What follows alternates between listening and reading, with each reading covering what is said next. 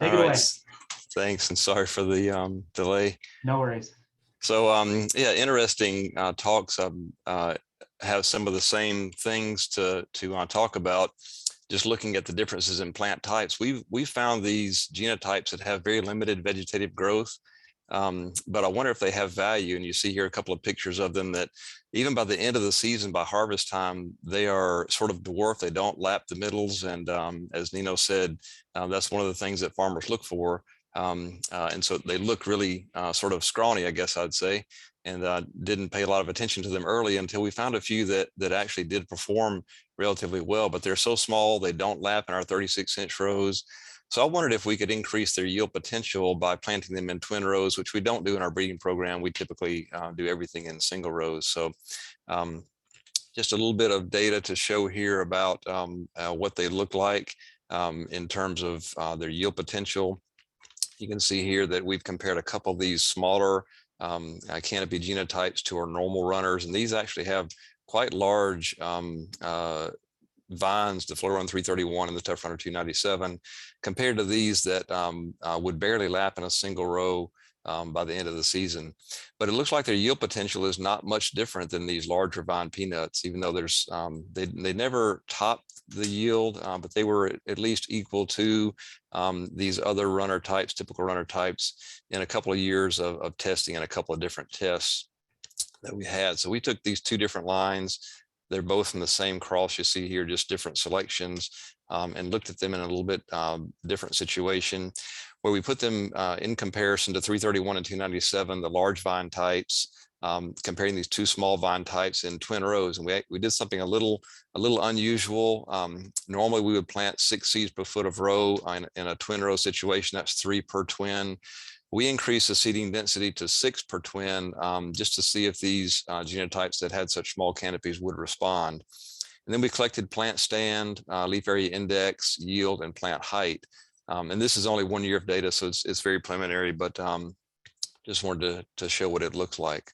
And this is what it does look like in the field. These are a couple of my co-authors and students taking leaf area index in the field. And I'm taking a picture against the backdrop in the foreground here of the large vine 297 and 331 compared to, and these are again twin rows. You can see they're planted here in twin rows on the right-hand side. And you can tell a bit of a difference in the 6 seeds per twin compared to the 3 seeds per twin here. So, and you notice here that even in twin row situations at this time where these large vine types have fully lapped, these other ones are just barely reaching the point of lapping. So they are much smaller. You can tell how dark green they are. They just don't grow as quickly, even though they may eventually lap in this situation. They just barely do so. So the idea again was, could we increase the yield if we planted these in twin rows of more seeds? And so I'll show you the results of what we found.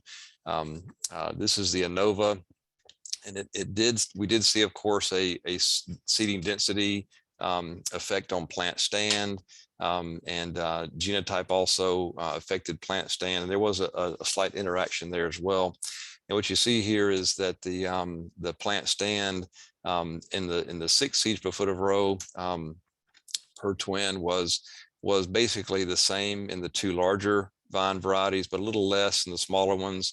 And I kind of wonder whether there may be some seedling vigor effect because of their dwarf nature in that. And we saw the same thing even at the 12 seed per foot of row, where there were more plants emerged and made it until the end of the season. This was counting the tap roots, not counting the individual plant stands at emergence, but counting what survived until the end of the season. So in both cases, the smaller types actually had less plants by the end of the season. And we also measured main stem height. It was interesting to see the ability to measure that with a drone. We just did this with a ruler, and this is in inches. So as expected, the thicker seeding density types, they were taller. These are over 16 inches on average, compared to the 6 seed per foot that were about 15 inches tall. And it did very significantly as expected by cultivar as well. The 331 was almost 20 inches tall compared to 297 and about 17. And these others were 14 inches or less tall. So they're, again, much smaller in their canopy stature. We also did leaf area index throughout the season, beginning at 45 days after planting and ending at 101 days after planting. And what we see here is that, and leaf area index is sort of a measurement of how quickly they would close the canopy.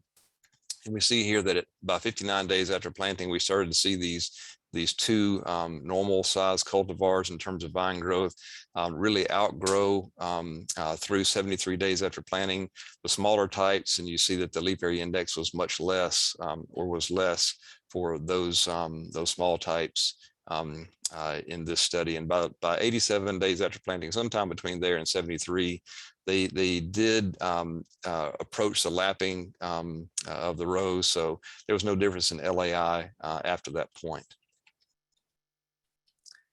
Now, what about pod yield? We did measure pod yield, and we saw that there was no difference in the seeding density in terms of its effect on pod yield between the 12 seed and 6 seed per foot of row. But we did see some differences, but only slightly in the pod yield. Again, the 331 was slightly higher yielding than the other three, but these two more dwarf types still yielded very competitively with 297 and even with 331. I think it has a benefit, 331, in terms of its overall seedling vigor. You saw the stand was higher, so it tends to do better in those kind of situations. But I'm still surprised that these dwarf types with such limited vine growth did yield as well as they did. So we looked at LAI as a regressor on yield, and we see here that across all the genotypes, the leaf area index explained about 37% of the variation in yield. But when we broke that down by cultivar, it's clear that there's some differences here.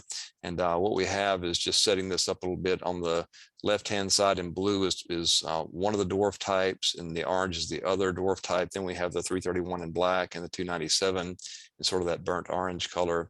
And we see that depending on the cultivar, that relationship between LAI and yield varies. And there was about 31% of the variation explained in yield by LAI with one of the dwarf cultivars, almost no relationship with the other one, but quite a good relationship between LAI and the yield of Flow Run 331, and even better with 297 at 63, almost 63% of the variation explained in pod yield by LAI. So in conclusion, it seems like these genotypes with limited vegetative growth don't benefit from increased seeding density, but compared to the more vigorous types, they don't appear to be at a major yield disadvantage either. And it's interesting, we haven't done this. This would be a next step for us. We have not measured harvest index, but because they're so small in terms of their above vegetative growth, but tend to yield well, it would appear they would have a higher harvest index than the types that grow more vine. And those genotypes with less vigorous vegetative growth, they could be advantageous in harvest operations, because a lot of our growers are applying growth regulators to limit that growth. But these don't appear to need that growth regulator because they're so small. But they could be unfavorable where ground cover is important in situations where there's not a lot of vine growth.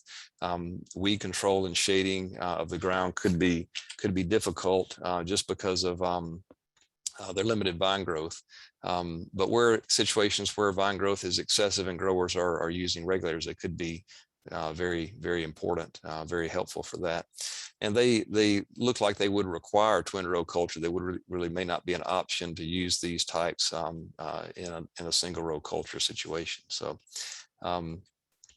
thank you for your attention. I can be reached at this email address if you'd like to inquire about this. And I will say that our funding agency for this was a National Peanut Board. So thank you for your support. With that, I'd be glad to take any questions. Great, thank you, Barry. Great presentation. We do have a couple of minutes for questions, and we do already have a number of questions. So the first one from Nino Brown. You mentioned harvest index in your summary. Any plans to see if you can combine their harvest index with slightly larger vines? Yeah, so we haven't measured harvest index directly. Obviously, that's a laborious thing. We have not done that, but I would like to know what their harvest index is compared to them. And I guess the second part of the question was what again, Jeff? Was any plans to see if you can combine their harvest index with slightly larger vines? So yeah, it's a good question. I don't know if that's even possible, but I do think there's sort of a fine line between too large a vine in a cultivar and too small. And so it may be certainly that the yield potential would be increased if we could find that those genotypes that are sort of in between, that don't grow too much, that achieve that balance. Okay, the next question comes from Christine Guan. It is an interesting talk. How about narrow row space? Oh, sorry, that was Charles. Great presentation, Barry. How was the field irrigated? Also, when was it planted? It was irrigated. Planting would have been sometime around mid-May. I don't remember the exact date, but it was in May, a May planting. Okay. Our next question from Charles Chen. How about narrow row space instead of seeding rate? Yeah, that's a really good question as well. We thought about trying to plant a third row instead of just twins to see if that would allow more yield potential per unit area of land, but we couldn't do that because this was planted with a single row planter, and we used GPS to match the twins. And by the time you do that, there's not enough room between the tires to really fit it in. So unfortunately, we couldn't physically do it, although it's a great question and would be a researchable one with the right equipment. Sure. And then the last question I see here is from Albert Culbreth. Any disease control benefits noticed with the smaller plants, and how is their resistance? Yeah, I don't have a lot of data on these, their breeding lines in terms of their reaction to disease, but I will say that just anecdotally, as I'm looking through breeding nurseries that have this sort of varied vine growth, that it seems like those that are smaller, and especially those that are much shorter, there are others that actually grow flat.